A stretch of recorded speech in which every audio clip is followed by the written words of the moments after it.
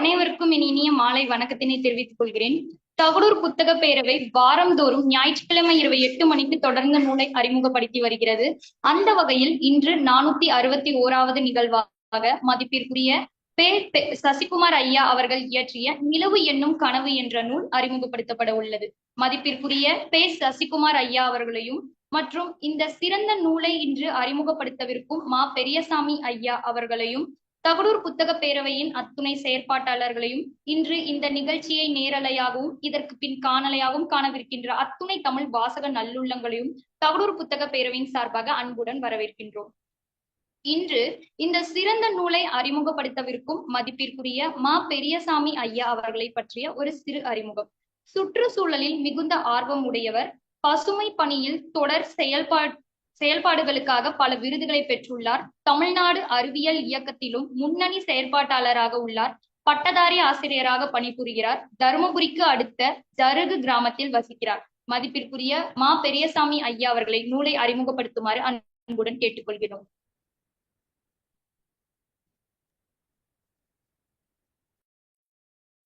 அனைவருக்கும் வணக்கம். ஐயா கிளியரா இருக்குங்களா? இருக்கிற மாதிரி இருக்கு. கிளியரா இருக்கு.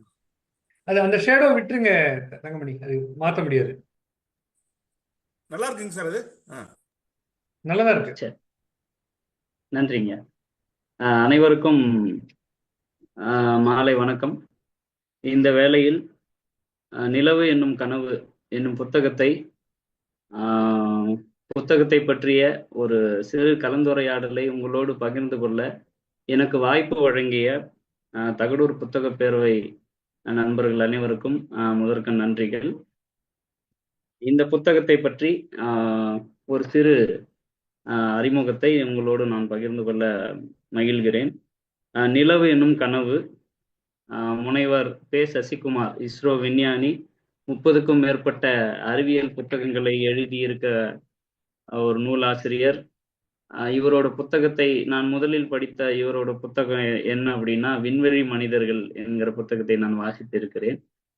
அறிவியல் எழுத்துக்களில் இவர் ஒரு தனி சிறப்பு மிக்க ஒரு எழுத்தாளர். புதையல் பதிப்பகம் வெளியிட்டுள்ள இந்த 136 பக்கங்களை கொண்ட நிலவு என்னும் கனவு புத்தகம் ஒரு அறிவியல் கட்டுரையாக உங்களோடு நான் பகிர்ந்து கொள்ள ஆசைப்படுகிறேன். நிலா நிலா ஓடிவா என்ற பாடல் தொடங்கி பாட்டி நிலவில் வட சுட்டை கதையில் ஆரம்பித்து நிலாவே வா என்ற எஸ்பிபியின் பாடல் வரிகளை உட்பட இது போன்ற நிலாவை நினைக்காத, நிலவை ஓமைக்கு எடுத்துக்கொள்ளாத, அதை பயன்படுத்தாதவர்கள் இந்த பூமியில் இல்லை என்னும் அளவுக்கு நிலவின் மீது தீராத காதல் கொண்டவர்கள் மனிதர்கள். இந்த நிலவை பற்றின ஒரு முழு தகவலை, நிலவை நாம் எதிர்காலத்தில் எவ்வாறு பயன்படுத்த போகிறோம் என்ற அறிவியலை தெளிவாக எல்லாரும், படித்தோர் படிக்காதோர் அனைவரும் எளிமையாக புரிந்து கொள்ளும் வகையில் இந்த நூலை படைத்திருக்கிற முனைவர் சசிகுமார் ஐயா அவர்களுக்கு முதற்கு நன்றிகள். இந்த நிலாவை நமது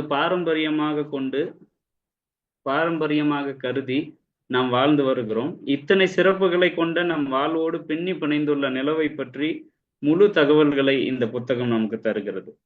பொதுவாக ஒரு புத்தகத்தை வாசிக்க தொடங்கினால் அந்த புத்தகத்தோடு ஒன்றி போவதற்கான ஒரு சில காரணிகளை நாம் எதிர்பார்ப்போம். அது நாவலாக இருந்தால் அது இன்னும் எளிமையாக இருக்கும், சிறுகதையாக இருந்தால் எளிமையாக இருக்கும். ஆனால் ஒரு அறிவியல் கருதுகோளை அனைவரும் எளிமையாக புரிந்து கொள்ளும் வண்ணத்தில் ஆசிரியர் இந்நூலை தந்திருப்பது மிகவும் ஆச்சரியமானவை. அந்த நாவலை படிப்பதற்கும் அறிவியல் கருத்துருக்களை மனதில் பதிப்பதற்கும் நிறைய வித்தியாசங்கள் உண்டு. இது எளிமையாக நமக்கு தந்திருப்பதில் மிக்க மகிழ்ச்சி. இந்த எழுத்தாளர் இந்த புத்தகத்தின் வழியாக அறிவியலை எளிதாக எல்லா மக்களுக்கும் கொண்டு சேர்த்திருக்கிறார் என்றே நான் கருதுகிறேன். முதலில் நிலவை பற்றிய ஆழமான இந்த அற்புதமான புதையல் என்கிற வாசகத்தோடு அறிவியல் எழுத்தாளர், கல்வியாளர் ஆயிஷா நடராசன் அவர்கள் இந்த புத்தகத்துக்கு ஒரு அணிந்துரை தந்திருக்கிறார்கள். அதே போன்ற எனக்கு மிகவும் பிடித்த ஒரு அறிவியல் எழுத்தாளர் தாவி வெங்கடேஸ்வரன் ஐயா அவர்களும் இந்த புத்தகத்தை பற்றி ஒரு வாழ்த்துரை வழங்கி இருக்கிறார்கள். ஆசிரியர் இந்த புத்தகத்தின் உள்ளே நுழையும் போதே இந்த புத்தகம் எதற்காக எழுதப்பட்டது என்கிற தெளிவான கருத்தை நமக்கு முன்வைக்கிறார்கள். முதலில் இந்த புத்தகம் 8 அத்தியாயங்களாக பிரித்து நமக்கு எளிமையாக புரிந்து கொள்வதற்காக தந்திருக்கிறார்கள். முதல் அத்தியாயம் கோள்கள் மற்றும் துணைக்கோள்கள். இந்த கோள்கள் எவ்வாறு உருவானது, அதற்கு முன்பாக சூரிய குடும்பம், அதற்கு முன்பாக பெருவெடிப்பு கொள்கை, இது எவ்வாறு உருவானது, எந்த காலகட்டங்களில் உருவானது, அது எந்த கோட்பாட்டில் உருவாகி இருக்கிறது, பெரும்பாலானோர் ஏற்றுக்கொண்ட கோட்பாடுகள் என்னென்ன என்பதை பற்றின தெளிவான ஒரு வரையறையை நமக்கு தந்து ஆரம்பித்திருக்கிறார் இந்த புத்தகத்தை. இப்போ சூரியன்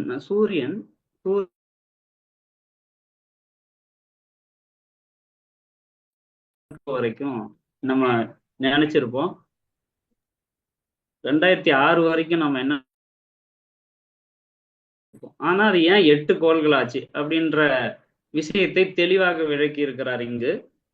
3 விஷயங்கள் 2006க்கு முன்பு வரைக்கும் ஒரு கோள் அப்படின்னா 3 வரையறைகளை பெற்றிருக்க வேண்டும். 1, கோள வடிவத்தில் இருக்க வேண்டும். 2, அது தன்னைத்தானே சுற்றி கொள்ள வேண்டும். 3, சூரியனை வட்டப்பாதையிலோ அல்லது நீள்வட்ட பாதையிலோ சுற்றி வர வேண்டும். இந்த 3 கருத்துக்களை, இந்த 3 கோட்பாடுகளுக்கு உட்படக்கூடிய கோள்கள் சூரியனுக்கு பொருள்கள் சூரியனுக்கு கோள்களாக அமையும்.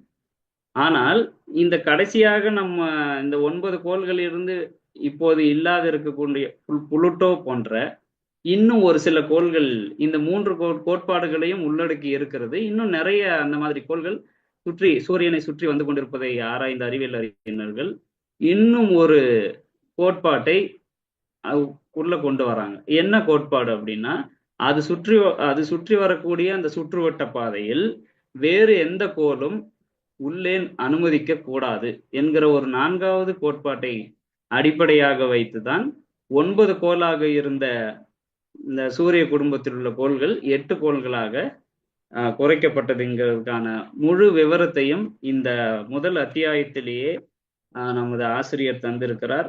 அதே போல் இன்னும் சொல்ல வேணும்னா, இந்த புத்தகம் முழுவதுமாக நாசா வெளியிட்ட நிலவை பற்றின அத்தனை வரைபடங்களையும் அத்தனை படங்களையும் தெளிவாக விளக்கங்களுடன் தந்திருப்பது இந்த புத்தகத்தோட மிக சிறப்பான ஒரு விஷயம். இதுல சூரிய குடும்பத்தில் இருக்கக்கூடிய இந்த அங்கத்தினர்கள், இந்த சூரியனை சுற்றி வரக்கூடிய துணைக்கோள்கள்,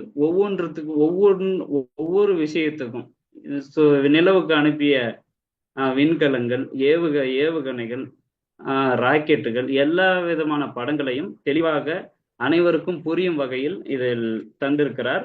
மிக சிறப்பான விஷயம். இந்த பெருவெடிப்பு கொள்கை, சூரியன் தோன்றிய வருஷம், புரோட்டோ ஸ்டார் என்று சொல்லக்கூடிய சூரிய மூல நட்சத்திரம், கோள்களோட அடர்த்தி, இப்போ பொதுவா ஒரு விஷயம் இதுல சொல்லியிருக்காங்க, சனிக்கோளை தண்ணீரில் போட்டோம் அப்படின்னா அது மிதக்கும். ஏன் அப்படின்னா ஒவ்வொரு கோளுக்கும் ஒரு அடர்த்தி இருக்கு. அந்த எந்தெந்த கோளுக்கு எவ்வளவு அடர்த்திங்கிறத ஒரு அட்டவணை மூலமா தரவுகளா மிக சிறப்பாக தந்திருக்கிறார்கள். இந்த புதன், வெள்ளி, செவ்வாய், வியாழன் இது போன்ற சூரிய குடும்பத்தில் இருக்கக்கூடிய உள்வட்ட கோள்கள்னு சொல்லுவாங்க. மிக அருகாமையில் இருக்கக்கூடிய கோள்கள், அதோட அடர்த்தி அதிகம். வெளியில் இருக்கக்கூடிய கோள்களோட அடர்த்தி குறைவு என்பதற்கான சான்றுகளை ஆசிரியர் தெளிவாக தந்திருக்கிறார். இந்த புளூட்டோ கோள் எதனால் கோள்களின் வரையறையிலிருந்து விலகியதுங்கிறதுக்கான காரணமும் நமக்கு தெளிவாக தெரிகிறது. கோளை விட சிறிய அளவு இருக்கக்கூடிய, இப்போ பொதுவா ஒரு கான்செப்ட் சொல்லலாம், சூரியனை சுத்தி தானே நிறைய கோள்கள் சுத்திட்டு இருந்தது. இப்ப சூரியனோட ஈர்ப்பு விசையினால் எல்லா கோள்களும் இழுக்கப்பட்டு சூரியனுக்கு கோள்களாவே இருந்திருக்கலாம் இல்ல, துணை கோள்கள் எப்படி உருவாகி இருக்கக்கூடும் அப்படிங்கிறதுக்கான ஒரு விளக்கம் தெளிவாக கொடுத்திருக்கிறாங்க. கோளை விட சிறிய அளவுள்ள கோள்கள் துணைக்கோள்கள்னு சொல்றோம். அது ஏன் பூமியை சுத்தணும், ஏன் செவ்வாயை சுத்தணும், ஏன் வியாழை சுத்தணும்னா அதோட ஈர்ப்பு விசை சூரியன் ரொம்ப தொலைவுல இருக்கிறதுனால அதோட ஈர்ப்பு விசையை விட அதிகமா இருக்கிறதுனால பூமி தன்னை நோக்கி இழுத்து கொள்ளுகிற துணைக்கோள் நிலாவாகவும், வியாழனை சுத்தி இருக்கக்கூடிய துணைக்கோள்களை வியாழன் அதோட ஈர்ப்பு விசையால் இழுத்துக்கும் அப்படிங்கிற கான்செப்டை தெளிவா சொல்லியிருக்காங்க. பொதுவா துணைக்கோளை எல்லாரும் நம்ம நிலா அப்படின்னு சொல்லுவோம். ஆனா பூமியோட துணைக்கோள் தான் நிலா, மற்றதெல்லாம் நம்ம துணைக்கோள் அப்படின்னே சொல்லிக்கலாம் அப்படிங்கிறதுக்காக ஒரு விளக்கமும் தந்திருக்கிறார்கள்.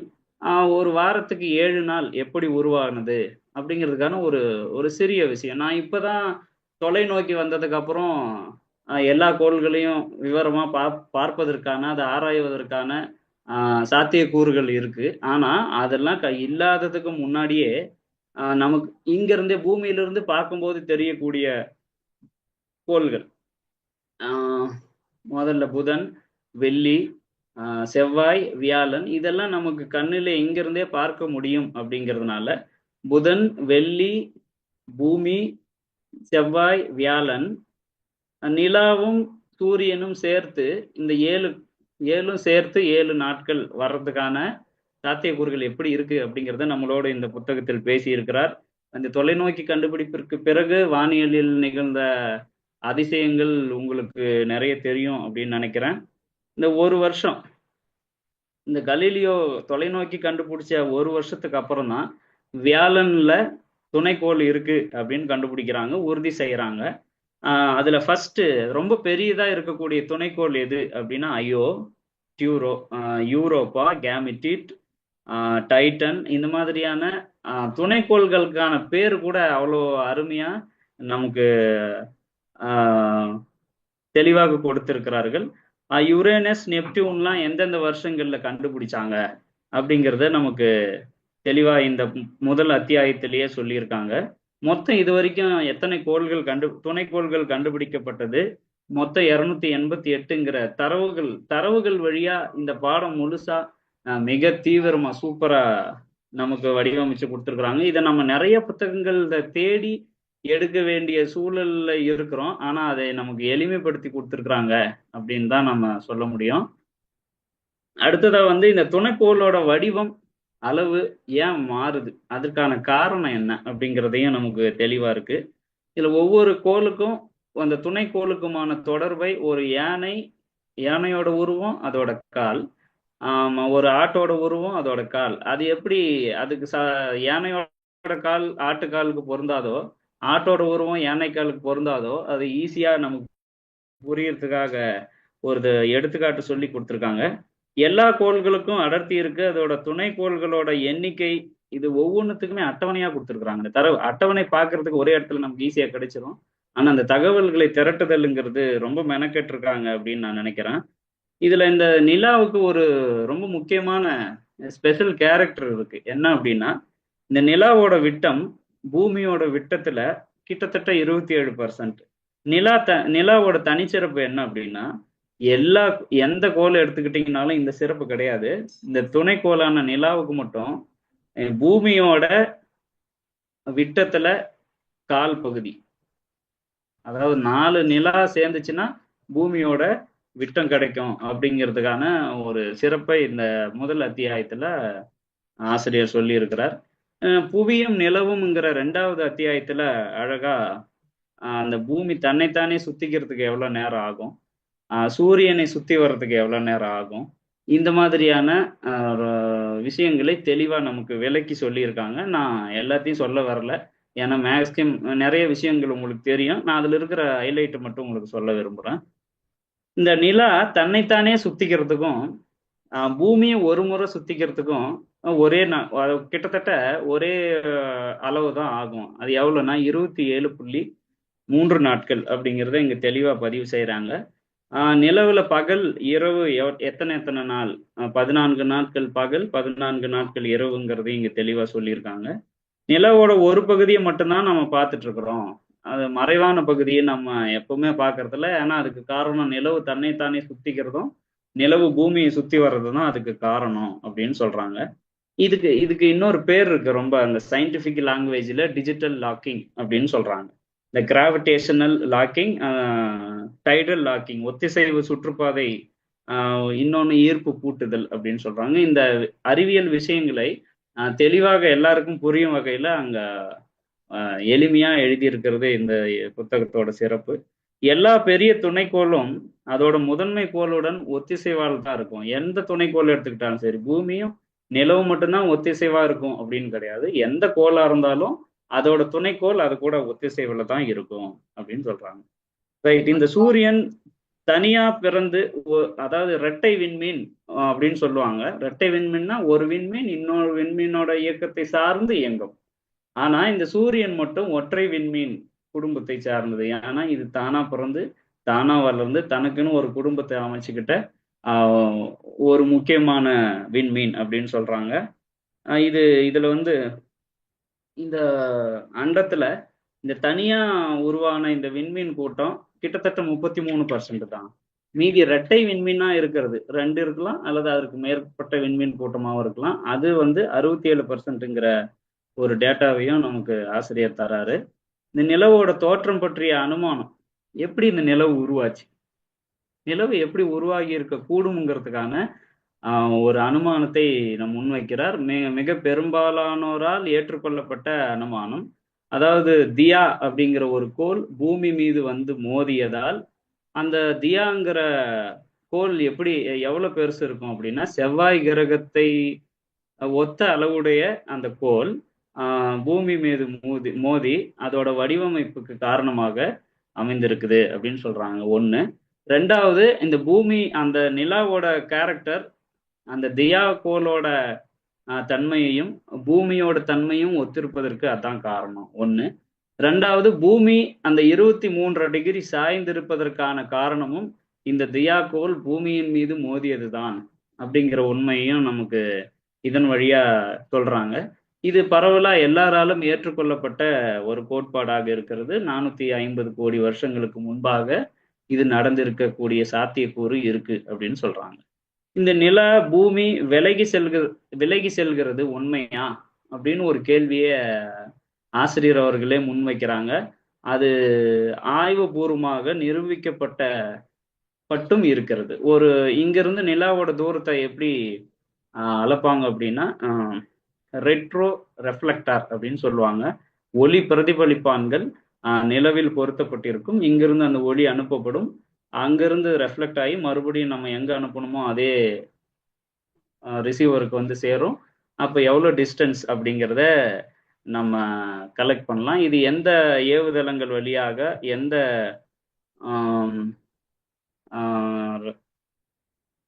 திட்டங்கள் வழியாக இந்த தூரத்தை கண்டுபிடிச்சிருக்காங்கன்னா, 6 ரெஃப்ளெக்டார் இது வரைக்கும், ரெட்ரோ ரெஃப்ளெக்டார் இது வரைக்கும் சந்திரன்ல வச்சிருக்காங்க. அப்போலோ வழியா 3 ரெஃப்ளெக்டார்ஸும், லூனா வழியா 2ம், சந்திரயான் வழியா 1ம், இது வரைக்கும் 6 ரெஃப்ளெக்டார் இருக்கு. அதை வச்சு இந்த ஒரு குறிப்பிட்ட கால இடைவெளியில் அந்த தூரத்தை அளவிடும் போது நிலவும் புவியும் கிட்டத்தட்ட 3.8 சென்டிமீட்டர் வருடத்திற்கு நகர்ந்து செல்வதாக ஒரு தகவலை நமக்கு ஆசிரியர் பதிவிடுகிறார். இதுக்கு பேர் சந்திர மந்த நிலை அப்படின்னு சொல்றோம். இந்த சாய்கோணமும் இந்த 23 டிகிரியே தான் பூமிக்கு இருக்குமா அப்படின்னா, அதுலயும் மாற்றங்கள் 40,000 வருடத்திற்கு ஒரு முறை அதுல மாற்றங்கள் ஏற்படுவதற்கான வாய்ப்புகள் இருக்கு அப்படிங்கிற சாத்தியக்கூறையும் ஆசிரியர் நமக்கு தெளிவாக விளக்குகிறார். அப்புறம் அமாவாசை பௌர்ணமி, அமாவாசைக்கும் பௌர்ணமிக்கும் எத்தனை நாட்கள், இடைவெளி எத்தனை, அது எவ்வாறு உருவாகிறது, சூரியன் சந்திரன் பூமி இது மூன்றும் ஒரே நேர்கோட்டில் அமைவதால் ஏற்படக்கூடிய நிகழ்வு தான் அமாவாசை பௌர்ணமி அப்படிங்கிறது நமக்கு தெரியும். அந்த அமாவாசை எந்த நேர்கோட்டில் அமையும் போது ஏற்படும், அதாவது சூரியன் நிலா பூமி இது மூன்றும் ஒரே நேர்கோட்டில், அதாவது சூரியனுக்கும் பூமிக்கும் இடையில் சந்திரன் அமைந்தால் அது அமாவாசை, சூரியனுக்கும் சந்திரனுக்கும் இடையில் பூமி அமைந்தால் இது பௌர்ணமி. இது மூன்றும் ஒரே கோட்டில் அமையுங்கிற ஒரு அறிவியல் கோட்பாடையும் அறிவியல் நிகழ்வையும் இதுல எல்லாருக்கும் புரியும் வகையில் ஒரு 3 நபர்களை எடுத்துக்கொண்டு, அப்பா அம்மா குழந்தை, அப்பா வந்து சூரியன், அம்மா வந்து பூமி, குழந்தை வந்து நிலா. இப்படி ஒரு ஒரு சின்ன ஒரு எடுத்துக்காட்டு, ஒரு கதையை சொல்லி எளிமையாக ஒரு பள்ளிக்கு போற குழந்தை கூட இதை தெளிவாக புரிந்து கொள்ளும் வகையில் எழுதியிருக்கிறார்கள். வாழ்த்துக்கள். இதுல சூப்பர் மூன் ரொம்ப பக்கமா பூமிக்கு அதிகப்படியான நிலவு வெளிச்சத்தை தரக்கூடிய அந்த நிலையை சூப்பர் மூன் அப்படிங்கிற விஷயத்தையும் தெளிவா சொல்லியிருக்காங்க. இதுல சந்திர கிரகணம், சூரிய கிரகணம் அது ஏன் வருஷம் நடக்கிறதில்ல, இல்லை ஒரு குறிப்பிட்ட டேஸ்ல ஏன் நடக்கிறதில்லைங்கிறதுக்கான விளக்கமும் இதுல தெளிவா தந்திருக்காங்க. நிலாவில் ஏன் காத்து இல்லாம போனதுங்கிறதுக்கான தெளிவான விளக்கங்கள் இந்த அத்தியாயங்களிலே இருக்கிறது. இந்த நிலவுக்கு சென்ற முதல் விண்கலம் அப்படிங்கிற 3வது அத்தியாயத்தில் எங்க இந்த விண்கலம் ராக்கெட் ஏவுதல் திப்பு சுல்தான்ல ஆரம்பிச்சு 2ஆம் உலக போர்ல அது வீரியம் கொண்டது முதற்கொண்டு ஒரு குறிப்பிட்ட கிலோமீட்டர் தொலைவு வரைக்குமே அந்த ராக்கெட்டை நாம் ஏவக்கூடிய சூழலில் இருந்தோம். அதிலிருந்து இந்த ஜெர்மனி வைத்திருந்த இந்த ராக்கெட் தொழில்நுட்பத்தை அமெரிக்காவும் ரஷ்யாவும் எப்படி கவர்ந்து சென்றது, அவர்களுக்குள்ள இருந்த பனிப்போர் இந்த ராக்கெட் ஏவுதலை எவ்வாறு விரிவாக்கியது, இந்த ஸ்புட்னிக் 1, 2, லூனா இது போன்ற ஏவுகணைகளை நிலவுக்கு அனுப்பி எவ்வாறான சாதனைகளை இதுவரை செய்திருக்கிறார்கள் என்பது போன்ற நிறைய வகையான தகவல்களை இந்த புத்தகம் மூலம் நமக்கு தந்திருப்பது மகிழ்ச்சி. இதுவரை அனுப்பப்பட்ட செயற்கைக்கோள்கள் விவரம் தெளிவாக இந்த புத்தகத்தில் நமக்கு கிடைத்திருக்கிறது. எவ்வளவு செலவாகும் ஒரு ஒரு விண்கலத்தை அனுப்புவதற்கு, ஒரு கோளிலிருந்து இன்னொரு கோளுக்கு ஏவுகணைகளை நாம் அனுப்ப எவ்வளவு செலவாகும், அதில் என்னென்ன சிக்கல்கள் என்பதையெல்லாம் இந்த புத்தகம் நமக்கு விவரித்து சொல்லுகிறது. பொதுவா இந்த ராக்கெட் நம்ம பூமியிலிருந்து ஏவும் போது புவி ஈர்ப்பு விசைக்கு எதிராகத்தான் செலுத்துகிறோம். அதற்கு நாம் எவ்வளவு எரிபொருளுக்கு மட்டுமே நம்ம எவ்வளவு செலவு பண்றோம். கிட்டத்தட்ட மேக்சிமம் எரிபொருள் புவியிலிருந்து அந்த காற்று மண்டலத்தை தாண்டி போறதுக்கு உள்ளேயே மேக்சிமம் காலி ஆயிடுது. அதுக்கப்புறம் ஒரு மிக சொற்பமான அளவிலான எரிபொருளையே நம்ம நினைக்கக்கூடிய நிலவு பகுதிக்கு அனுப்பக்கூடிய சாத்தியம் இருக்கு. அப்ப ஏன் நாம அந்த விண்வெளி நிலையத்தை அமைக்க கூடாது, ஏன் நிலவிலிருந்து ராக்கெட்டை ஏவுதல் செய்யக்கூடாது என்பது போன்ற மிக அரிதான மிக கடினமான இந்த பகுதிகளையும் நமக்கும் எல்லாருக்கும் புரியும் வகையில் எழுதியிருக்கிறார்கள். இந்த நிலாவில புவியீர்ப்பு விசை எவ்வாறு இருக்கும், அது ஈர்க்கப்பட்டு நிலா இருக்கு, பூமி இருக்கு. இந்த ரெண்டும், இந்த பூமி இந்த நிலாவை ஈர்ப்பு விசையால் உள்ள இழுத்துருக்கணும் இல்லையா, ஏன் இன்னும் அது ஒரு குறிப்பிட்ட பாதையிலே சுத்தி வருது நிலவுக்குள் வந்து உலாம, அப்படிங்கிறதுக்கும் ஒரு எளிமையான விளக்கத்தை தந்திருக்கிறார். இப்ப இன்னொரு மாதிரியான கருத்து இருக்கு. என்ன, நம்ம இங்கேயே நம்ம ஒன்றும் பண்ண முடியல, பூமியிலேயே நமக்கு ஏகப்பட்ட இடங்கள்ல நீர் பற்றாக்குறை இருக்கு, ஏகப்பட்ட பிரச்சனைகள் இருக்கு, நாம ஏன் இந்த சூழலிலும் சந்திரனுக்கு ஏன் நம்ம ராக்கெட் ஏவணும், அங்க ஏன் நமக்கு போய் ஆராய்ச்சி பண்ணணும், இங்கேயே நிறைய விஷயங்கள் பண்ணலாமே அப்படின்னு கேள்வி கேட்கறவங்களுக்கு நிறைய விஷயங்களை ஒரு தெளிவுபடுத்துகிறார். நான் இப்ப அங்கிருந்து கனிம வளங்களை, நிலாவிலிருந்து தங்கமே இருக்குன்னு வச்சுக்கோங்களேன், அங்கிருந்து நான் இங்க எடுத்துட்டு வந்துட முடியுமா? அது எடுத்துட்டு வந்தாலும் அதுக்கு எவ்வளவு செலவாகும்? 1 கிலோகிராம் பொருளை நிலவிலிருந்து நான் இங்க எடுத்துட்டு வர்றதுக்கு எவ்வளவு நான் செலவு பண்ண வேண்டி இருக்கும் அப்படிங்கிறதெல்லாம் இங்க தெளிவா நமக்கு தராங்க. ரொம்ப சிறப்பு. மனிதன் நிலவுக்கு பயணம் செய்யறத பத்தி கென்னடி அவங்க வந்து ஒரு 3 விண்வெளி ஆராய்ச்சி ஏவுகணைகளை நிறுவனாங்க. ஒண்ணு மெர்க்குரி, ஜெமினி, அப்போலோ. இந்த 3ம் முதல்ல விண்வெளிக்கு மனிதனை அனுப்பி பூமியை சுற்றி வர செய்தது அந்த மெர்க்குரி. 2வது ஜெமினி விண்வெளி வீரர்கள் மனிதர்களை சந்தித்து கொள்ள ஒரு அமைப்பை ஏற்படுத்தி கொடுத்தது. அப்போலோங்கிறது நிலவுக்கே மனிதனை கொண்டு செல்ல உருவாக்கப்பட்டது. இந்த 3 திட்டங்கள் மூலமாக நமக்கு ஏகப்பட்ட நிலவை பத்தின நிறைய தகவல்களை சேகரிக்க முடிஞ்சது. அப்போலோ 1ல இருந்து 11 வரைக்கும் 11 Armstrong, Buzz Aldrin, Michael Collins நிலவில் காலடி வைத்த நிகழ்வுகள் எல்லாம் உங்களுக்கு தெரியும். நிலவை நாம் இவ்வளவு பண்ணோம், நிலவை ஏன் மறந்துட்டோம் அப்படின்னு ஒரு கேள்வி ஆசிரியர் நமக்கு முன் வச்சு அதுக்கான விளக்கங்களை கொடுக்குறாங்க. அதெல்லாம் ரொம்ப சுவாரஸ்யமா இருக்கு. இந்த நிலவுக்கே போயிட்டு நம்ம அங்கிருந்து மற்ற கோள்களுக்கு விண்கலங்களை ஏவி அங்க இருக்கிற சூழலை நாம் அறிந்து கொள்ளக்கூடிய சாத்தியக்கூறுகள்லாம் இனி நடக்க போகுதுங்கிறதுக்கான நிறைய விஷயங்களை சொல்லி இருக்கிறார்கள்.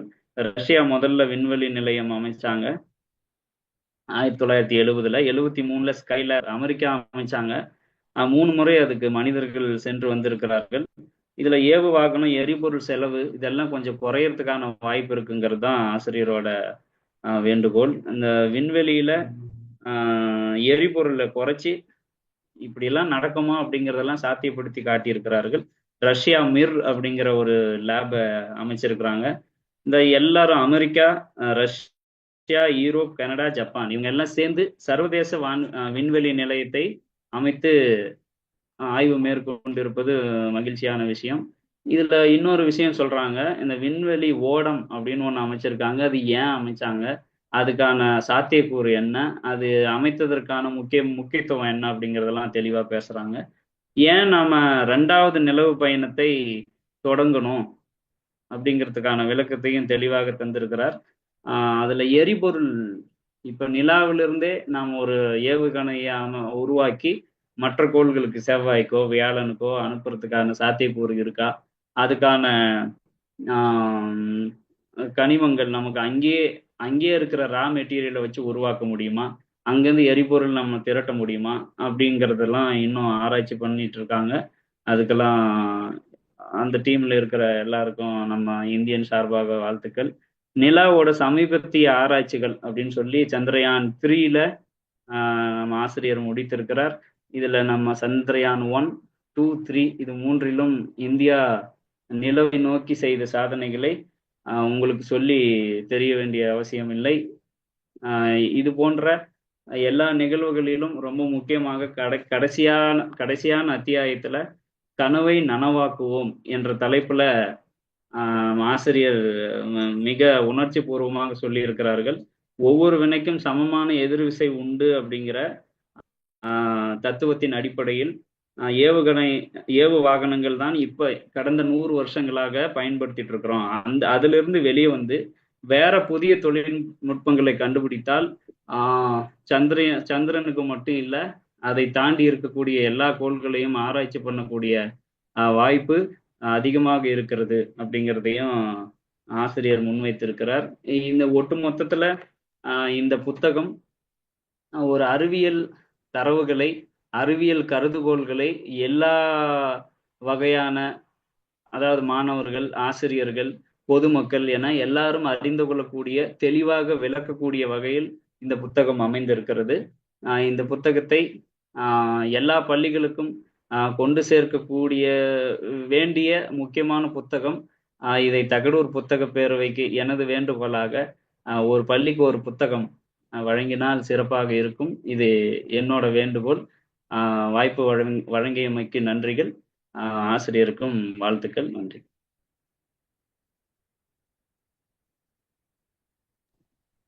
நூலை பற்றி சிறப்பானது ஒரு அறிமுகத்தை வழங்கிய மதிப்பிற்குரிய மா பெரியசாமி ஐயா அவர்களுக்கு நன்றி. அடுத்ததாக நூலின் ஏற்புரை வழங்கவிருக்கும் மதிப்பிற்குரிய பே. சசிகுமார் ஐயா அவர்களை பற்றிய ஒரு சிறு அறிமுகம். இஸ்ரோவில் விஞ்ஞானியாக பணிபுரிந்து வருகிறார். ஆங்கிலத்திலும் தமிழிலும் 20ற்கும் மேற்பட்ட அறிவியல் புத்தகங்களை எழுதியுள்ளார். சிக்கலான அறிவியல் கருத்துக்களை எளிமையாக விளக்குவதுதான் இவரது எழுத்தின் தனிச்சிறப்பு.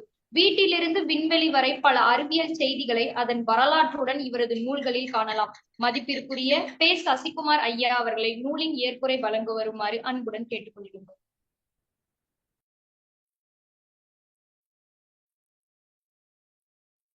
வணக்கம். நான் பேசுறது கேக்குதுன்னு நினைக்கிறேன். கிளியரா இருக்குங்க, பேசுங்க. இது உண்மையில வந்து தகடூர் புத்தக பேரவை வந்து இந்த புத்தகத்தை அறிமுகம் செய்ததற்கு வந்து முதலில் எனது நன்றிகள்.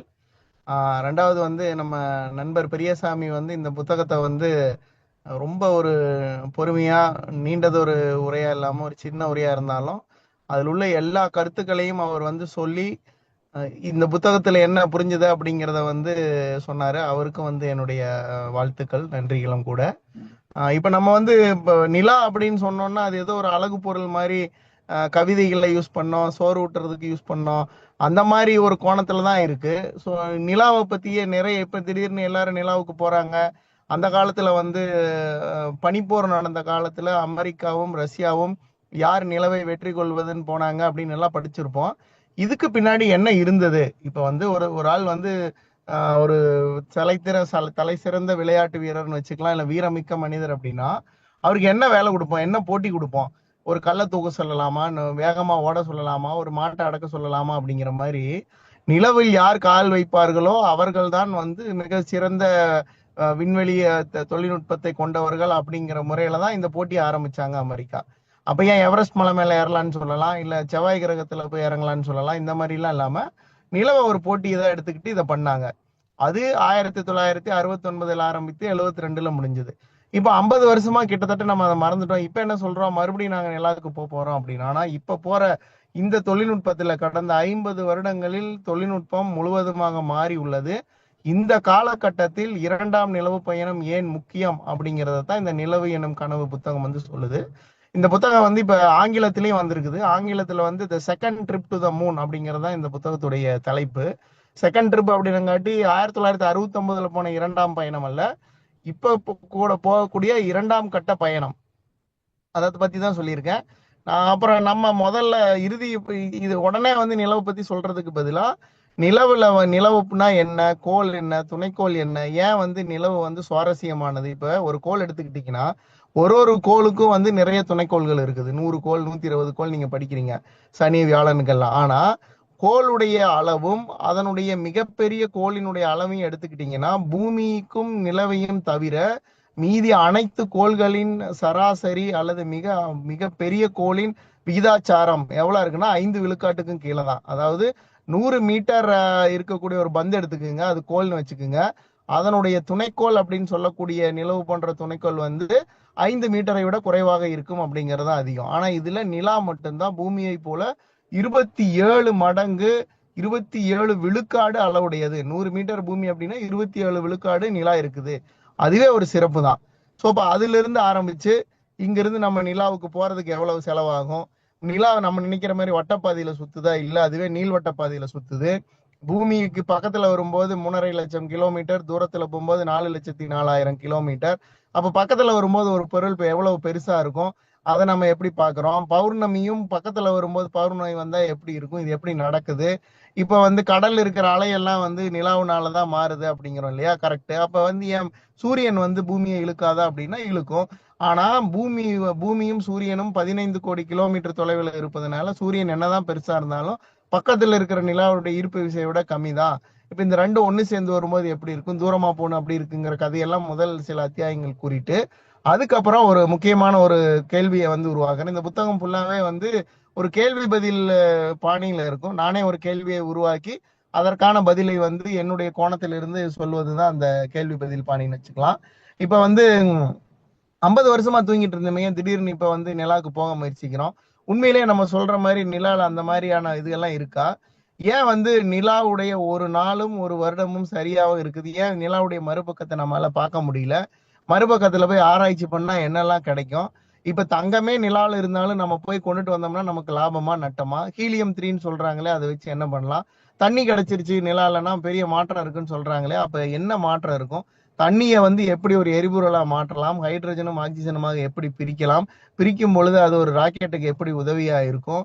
ஒரு ராக்கெட் பூமியிலிருந்து கிளம்பும் போது ஒரு 1000 டன் எடையோட கிளம்புச்சுன்னா அதே வேலையை வெறும் 50 டன் இருக்கிற ஒரு ராக்கெட் வந்து நிலால செஞ்சிடும்.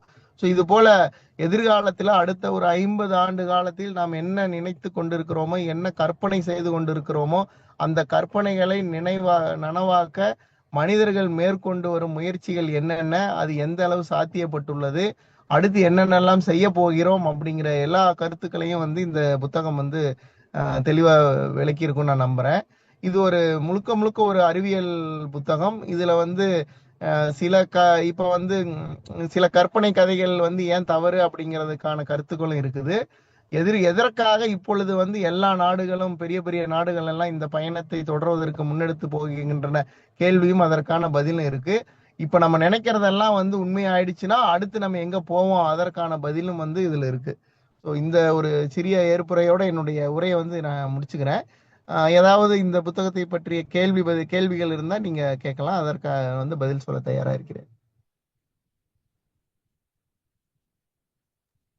நூலை பற்றிய கருத்துக்களை சிறப்பாக காட்சிப்படுத்திய மதிப்பிற்குரிய சசிகுமார் ஐயா அவர்களுக்கு நன்றி. அடுத்ததாக இது கலந்துரையாடலுக்கான நேரம். கலந்துரையாடலில் பங்கேற்க விரும்பும் வாசக நண்பர்கள் அன்மியூட் செய்துவிட்டு பங்கேற்கலாம்.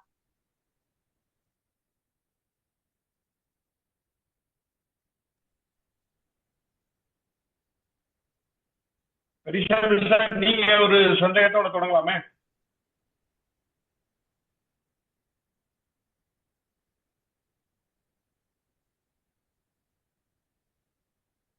கேளுங்க தங்கமணி.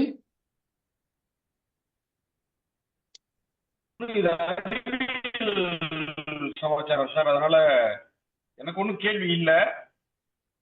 பெரியசாமி நினைச்சேன். ஓ சார் வணக்கம்.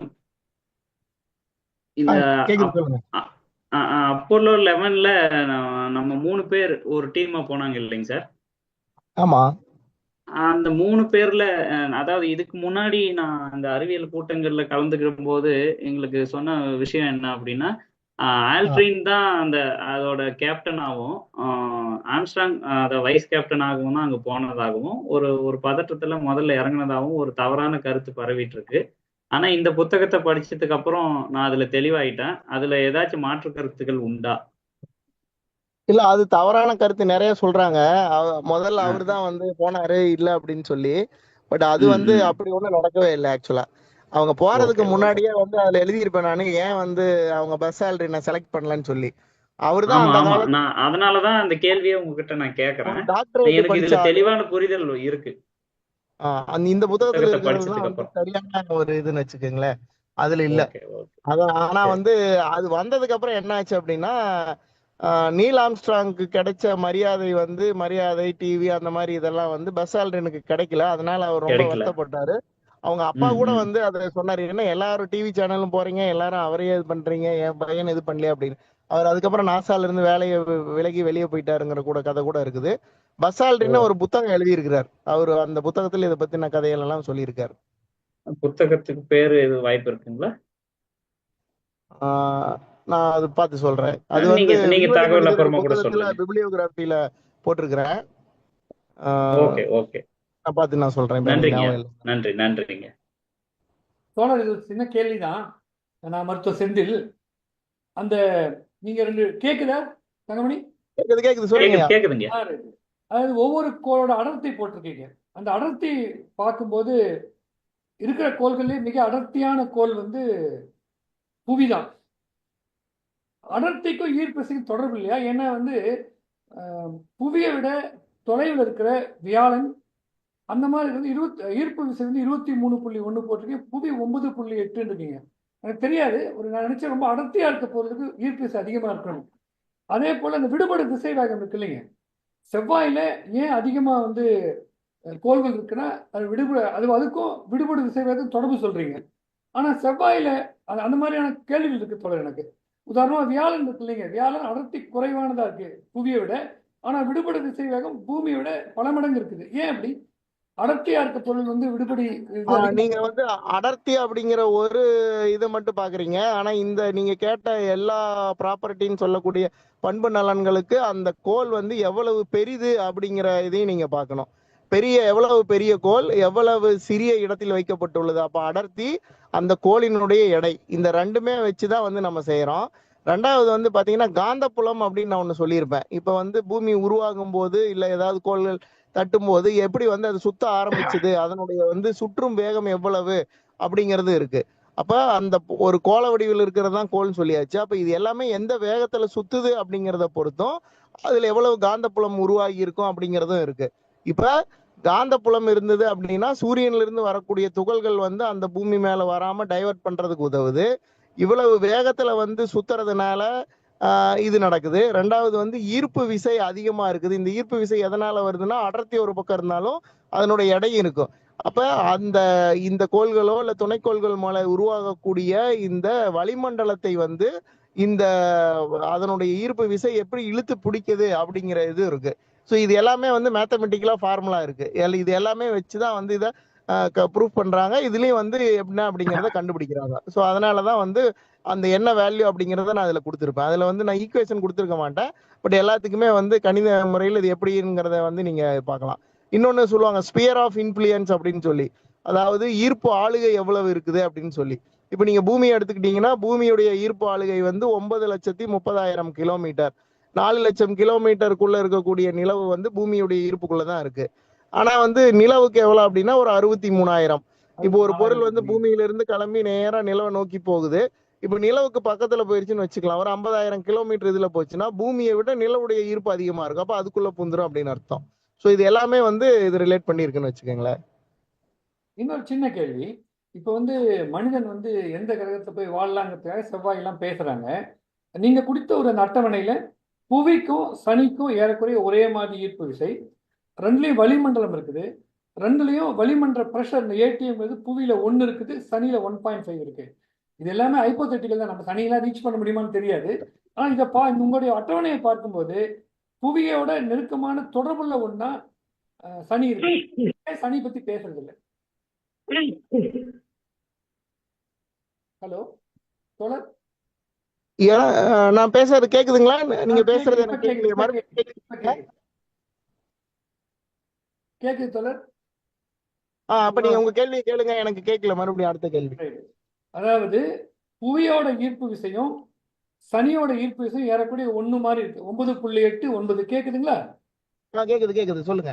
வளிமண்டலம் 2 இருக்குது. வளிமண்டல வாயுக்களுடைய அந்த அழுத்தம் வந்து புவியில 1 ஏடிஎம் இருக்கு, சனியில 1.5 ஏடிஎம் இருக்கு. அப்படி பார்க்கும்போது சனிக்கும் புவிக்கும் இந்த 2 விஷயத்துல ரொம்ப நெருக்கமா இருக்குது. அப்புறம் ஏன் வந்து ஹைப்போதெட்டிக்கல் தான், நம்ம சனிக்கெல்லாம் போவோமான்னு தெரியாது. மனிதன் வாழ்வு கேட்ட இடமா ஏன் சனியை பத்தி பேசாம நம்ம செவ்வாயை பேசுறோம்? அது நம்ம பேசுறது வந்து என்னன்னா வெப்பநிலையை பத்தி நம்ம பேசுறோம். இப்ப நமக்கு தெரிஞ்ச வெப்பநிலை என்னன்னா, நம்ம பூமியிலேயே வந்து பூமியுடைய துருவங்கள்ல மனிதன் வாழ முடியாது அப்படின்னு சொல்றோம். ஏன்னா அங்க வந்து வெப்பநிலை வந்து ரொம்ப குறைவா இருக்கும் அப்படின்னு சொல்றோம். ஆனா இப்ப நீங்க வந்து ஒரு ஒரு ஒரு இடத்துல தீ மூட்டுறீங்க அப்படின்னா, தீ மூட்டுறதுக்கு பக்கத்துல இருக்கிற ஆளுக்கு சூடு அதிகமா இருக்கும், தூரம் போக போக சூடு கம்மியா இருக்கும். அப்ப பூமிக்கு, அதாவது சூரியனுக்கு அருகில் இருக்கக்கூடிய கோள்கள், உள்கோள்களாக சொல்லக்கூடிய புதன், வெள்ளி இதெல்லாம் சூடு அதிகமா இருக்கும். அப்புறமா பூமிக்கு வந்து +15 டிகிரி, செவ்வாய்க்கு -15 டிகிரி. அங்கிருந்து போக போக என்ன, சனி வியாழன் எல்லாம் வந்து குளிர்ந்த கோள்களா மாறிடும். ஸோ அந்த வெப்பநிலைக்கு மனிதனால போய் வாழ முடியாது. தட்பவெப்பநிலை மனிதனுக்கு மனிதன் வாழ்வதற்கு சாதகமா இருக்காது அப்படிங்கறதுனால நம்ம அங்க வாழ முடியாதுங்கிறது முடிவு பண்றோம். அதனாலதான் வந்து பூமிக்கு அருகில் இருக்கக்கூடிய செவ்வாயில வந்து வாழ முடியுமா அப்படிங்கறதுக்கான முயற்சிகள் எல்லாம் வந்து பாக்குறாங்க. மகிழ்ச்சி. நன்றி சார். ஒரு சேட்ல ஒரு கேள்வி ஆஷா அவங்க கேட்டுக்கிறாங்க, நிலவில் நீர் இருக்கும்போது மனிதன் சுவாசிக்க ஆக்சிஜன் இருக்காதா?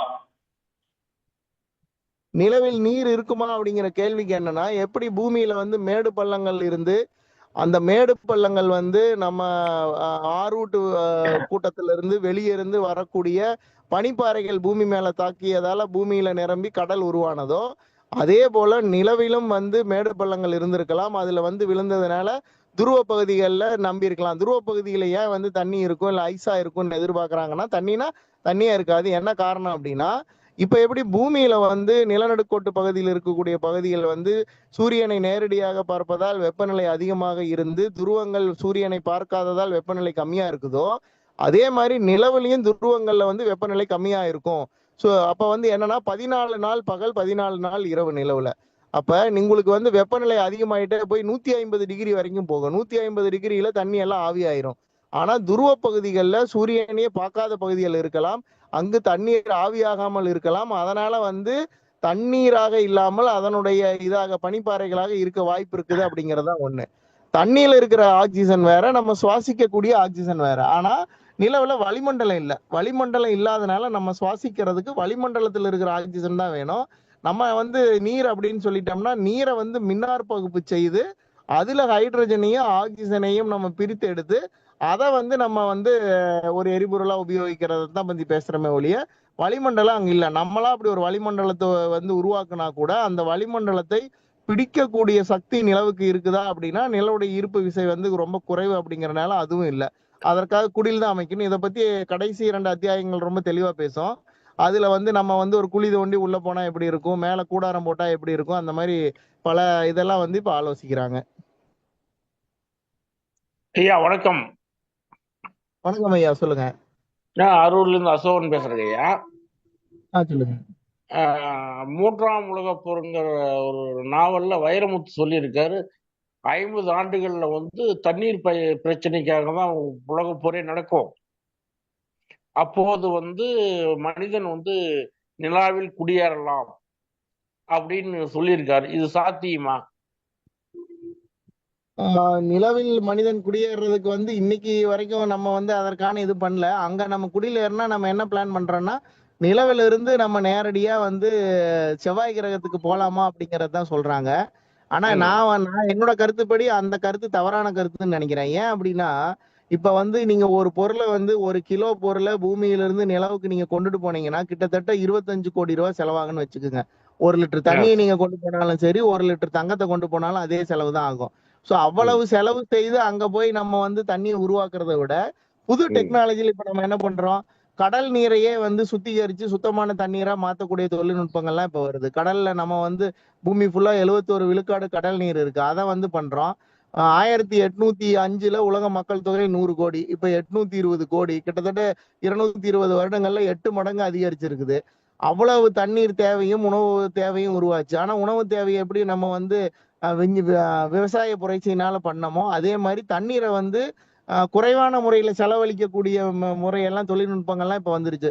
சொட்டு நீர் பாசனம் ஒரு காலத்துல பெரியதுனாங்க, இப்ப சொட்டு நீர் பாசனம் இல்லாம திரிநடை விவசாயமே வந்துருச்சு. ஸோ அதனால நம்ம வந்து இப்ப இருக்கிற தொழில்நுட்பத்துல பூமியில் இருக்கக்கூடிய நீரை, அதாவது கடல் நீர் போன்ற நீர்களை, உப்பு நீரை நன்னீராக மாற்றக்கூடிய தொழில்நுட்பம் வந்து வேகமா வளர்ந்து வரும் அப்படின்னு நான் நினைக்கிறேன்.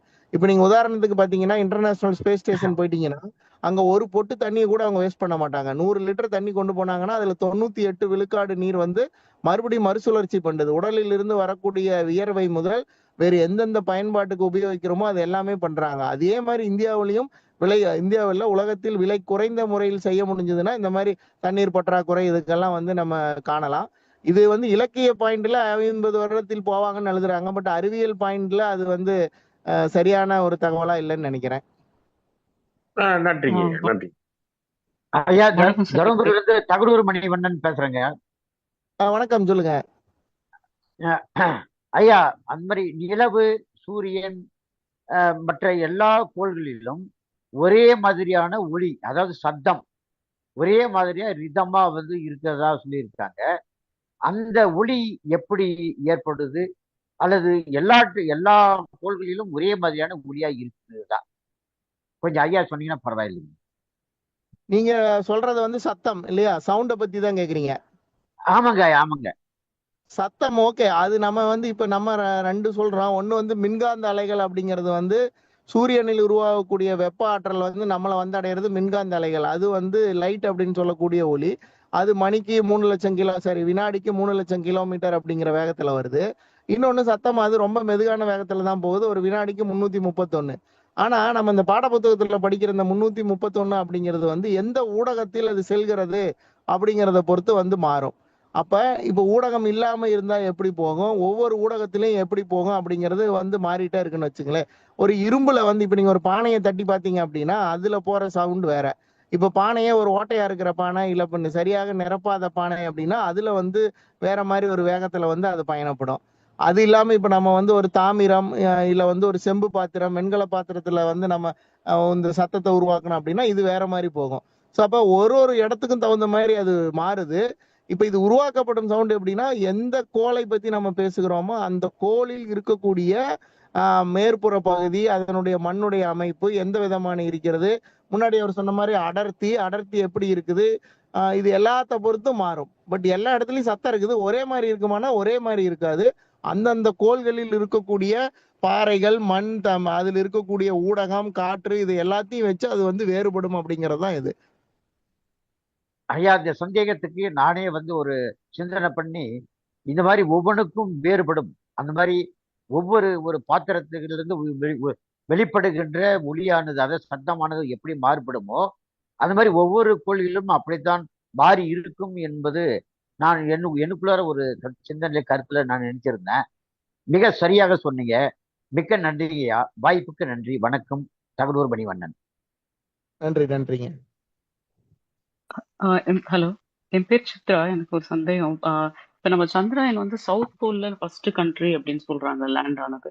சவுத் போல் போறதுன்றது அது எவ்வளோ, ஐ மீன் சிக்னிஃபிகன்ஸ் என்ன? இது வெறும் ரிசர்ச் பாயிண்ட் ஆஃப் வியூல தானா இம்பார்ட்டன்ட், இல்ல கமர்ஷியல் பாயிண்ட் ஆஃப் வியூல ஏதாவது இம்பார்ட்டன்ஸ் இருக்கு? இதுதான் நான் 2 கேள்வி. அதாவது முன்னாடி இப்ப நீங்க ஒரு குழந்தை விளையாண்டுட்டு இருக்குதுன்னு வச்சுக்கோங்க. ஒரு கிரவுண்டுல நிக்கிறீங்க. நீங்க வந்து குழந்தைய எங்க விளையாட சொல்லுவீங்க? என் கண்ணு கெட்டின தூரத்துல மட்டும் விளையாடுடா, அந்த பக்கம் போகாதடா, அந்த பக்கம் போனீங்கன்னா உன்னைய பார்க்க முடியாது அப்படின்னு சொல்லுவோம். அதே மாதிரி முதல்ல அப்பல்லோவுக்கு முன்னாடி போன விண்கலங்களுக்கு என்ன பண்ணாங்கன்னா, நம்ம பூமியில இருந்து பார்த்தா தெளிவா தெரியிற இடத்துல மட்டும் இறங்குங்க, வேற இடத்துல எங்கேயும் இறங்கிடாதீங்க அப்படின்னு சொல்லி, எப்படி பூமிக்கு ஒரு நிலநடுக்கோடு இருக்கிறதோ அதே போல நிலவுக்கு நிலநடுக்கோட்டுக்கு அருகில், அது அந்த புத்தகத்துல அதற்கான படம் கொடுத்துருப்பேன், மட்டும்தான் இறங்குனாங்க. அதனால பூமியில இருந்து அவங்கள கண்காணிக்க முடிஞ்சுது. ஆனா இப்ப நீங்க வந்து ஒருத்தர் பூமியில இறங்கிட்டு பூமியுடைய வெப்பநிலை என்னன்னு கேட்கிறாருன்னு வச்சுக்கலாம். நேரா இந்தியாவில் வந்து இறங்கிட்டு பூமியுடைய வெப்பநிலை 30 டிகிரி, வெய்ய காலத்துல ஒரு 40 டிகிரி இருக்குங்க அப்படின்னு சொல்லி பூமியுடைய வெப்பநிலைன்னு ரிப்போர்ட் எழுதுனா சரியா இருக்குமா? இன்னொருத்தர் அண்டார்டிகால போய் இறங்குறாரு. அண்டார்டிகா இதுல 2 போல்லையும் இறங்குறாரு. அங்க வந்து -10 டிகிரி, -20 டிகிரி இருக்குது. அவர் வந்து -20 டிகிரி பூமியுடைய வெப்பநிலைனா எப்படி? ரெண்டுமே தவறான தகவல். பூமியுடைய எந்த இடத்துல இறங்கணுமோ அங்க மாறும் அப்படிங்கிறது தான். இப்ப நம்ம வந்து ஒண்ணு நம்ம கண்ணுல இருந்து நேரடியாக தெரியாத இடத்துல வந்து போல்ல இறங்கும் போது இறங்கணும். அதற்கான ஒரு சவால்கள் இருக்கு. 2வது வந்து என்ன அப்படின்னா, நம்ம அங்க ஆராய்ச்சிக்காக என்ன இறங்குறோம் அப்படின்னா, இதுவரைக்கும் கல்லு மண்ணெல்லாம் நம்ம கொண்டு வந்தது நிலவுடைய நிலநடுக்கோட்டு பகுதிக்கு அருகில். ஸோ அதை விட்டுட்டு நிலவுடைய பின்பகுதி, அதுதான் வந்து நம்ம சைனாவுடைய சாங் 6 வந்து பண்ணது. அதே போல நிலவுடைய துருவ பகுதிகளில் போய் நம்ம இறங்கும் போது அங்க கிடைக்கக்கூடிய சாம்பிள் என்ன மாதிரி இருக்கும்? நம்ம வந்து சில டெஸ்ட் சாம்பிள் அதுல அனுப்பிச்சாங்க. 6 விதமான டெஸ்ட் அதுல பண்ணாங்க. நமக்கு அதுல இருந்து கிடைக்கக்கூடிய தரவுகள் வந்து வித்தியாசமா இருக்குதா? நம்ம நினைக்கிறபடி நிலவுல வந்து நான் சொன்னேன் இல்லையா, பள்ளங்கள் இருக்கலாம், அந்த பள்ளங்களில் வந்து பனிக்கட்டி நிரம்பி இருக்கலாம், அந்த இடம் சூரியனே படாத இடமாக இருக்கலாம், அங்கே நீர் அப்படியே இருக்கலாம். இந்த கற்பனையோ இல்ல இந்த விவாதங்களோ உண்மையா இல்லையா அப்படின்னு கண்டுபிடிக்கிறதுக்கு துருவங்கள்ல இறங்க வேண்டியது முக்கியத்துவமா இருந்தது. அதனாலதான் வந்து அது துருவத்துல வந்து இந்தியா வந்து இறக்குனாங்க. Okay okay. இப்ப அதனால வந்து அட்வான்டேஜ் இருக்கு. ஏதோ சவுத் போல்ல இறங்குனதுனால மார்ஸுக்கு போறது இந்த கொஞ்சம் டைம் வந்து ஆராய்ச்சிகளுக்கான தேவை. விடை வந்து கிடைக்கும். இந்த ஆராய்ச்சிகள் நம்ம நினைக்கிற ஆராய்ச்சிகள் வந்து கிடைச்சது அப்படின்னா அடுத்த கட்டத்துக்கு நம்ம வந்து இதை நகர்த்தலாம். இந்த புத்தகத்துல 6வது 7வது சாப்டர்லாம் இதை பத்தி தான் ஃபுல்லாவே பேசுது. நன்றிங்க. ஓகே. கலந்துரையாடலை நிறைவு செஞ்சுட்டு அடுத்த கட்டத்துக்கு போலாம்னு நினைக்கிறோமா? 9க்கு வந்துட்டோம். கலந்துரையாடல் நிகழ்ச்சி இனிதே நிறைவுற்றது. அடுத்த வாரம் மதிப்பிற்குரிய குவேரா அவர்கள் இயற்றிய ஒரு போராளியின் வாழ்க்கை என்ற நூல் அறிமுகப்படுத்தப்பட உள்ளது. இந்த வாரத்தை போன்றே அடுத்த வார நிகழ்ச்சியிலும் வாசக நண்பர்கள் அனைவரும் கலந்து கொண்டு நிகழ்ச்சியை சிறப்பிக்குமாறு தகடூர் புத்தக பேரவையின் சார்பாக அன்புடன் கேட்டுக்கொள்கின்றோம். நிகழ்ச்சியின் நிறைவாக முன்னாள் நாடாளுமன்ற உறுப்பினர் மற்றும் தகடூர் புத்தக பேரவையின் செயலாளருமான மதிப்பிற்குரிய டாக்டர் செந்தில் ஐயா அவர்களை நிறைவுரையாற்ற அழைக்கின்றோம். நன்றி சத்யவாணி, நன்றி. நூலை அறிமுகப்படுத்திய ஆசிரியர் பெரியசாமி அவர்களுக்கு மனமார்ந்த நன்றி. நூலாசிரியர் அவர்களுக்கு உண்மையிலேயே சசிகுமார் அவர்களுக்கு மனமார்ந்த நன்றியும் பாராட்டுகளும். இந்த நூலை படிச்சப்ப எனக்கு முதல்ல தோன்றினது வந்து இது ஒரு 9ஆம் வகுப்பு மாணவனுக்கு எழுதப்பட்ட நூல் போல இருந்தது. இது வந்து ஒரு குறைந்த மதிப்பீடு அல்ல, அந்த மொழியையும் அதை எளிதாக புரிய வைக்க வேண்டும் என்ற உங்களுடைய சிரத்தையை பற்றி சொல்றேன். உண்மையிலேயே ஒரு 9வது படிக்கிற மாணவன் படித்தா 100 விழுக்காடு புரிந்துக்கலாம். என்னை போனவர்கள் படிக்கும் போதும் வியக்கத்தக்க இதுவரை அறிந்திடாத உண்மைகள் பொய்ந்து கிடக்கின்றன. அந்த வகையில் ஒரு நல்ல முன்னெடுப்பு, ரொம்ப சிறப்பு. ரொம்ப ரசிச்சு முழு நூலையும் படித்தேன். ஏற்கனவே பலமுறை படித்திருந்தாலும் பலமுறை பலவற்றை சொல்லியிருந்தாலும் நமக்கு தெரியாத எவ்வளவோ விஷயங்கள் இருக்குதுங்கிறதா நூல் காட்டுச்சு எனக்கு. சிறப்பான ஒரு முன்னெடுப்பு. குறிப்பா இன்னைக்கு உரையாடலையும் நீங்க பேசின அந்த உரையாடல் விதம் வந்து எளிமையான தமிழ்ல கேட்பவர் முழுமையாக புரிந்து கொள்ள வேண்டும் என்ற முனைப்போடு நீங்க பேசுறது உணர்ந்து கொள்ள முடிந்தது. நிலவு மட்டுமல்ல, நம்ம வந்து அண்டத்தை பற்றி, நம்மை சுற்றி இருக்கிற கோள்களை பற்றி ஒரு குறைந்தபட்ச அறிவு எல்லாருக்குமே வேணும். அதுக்கான தொடக்க புள்ளியா இந்த நூல் பல அற்புதமான கருத்துக்களை முன்வைக்கிறது. நன்றி உங்கள் நேரத்துக்கும் கலந்து கொண்ட அனைவருக்கும் நன்றி. வணக்கம். இன்றைய நிகழ்ச்சி இனிதே நிறைவுற்றது. மீண்டும் அடுத்த வார நிகழ்ச்சியில் சந்திப்போம். நன்றி.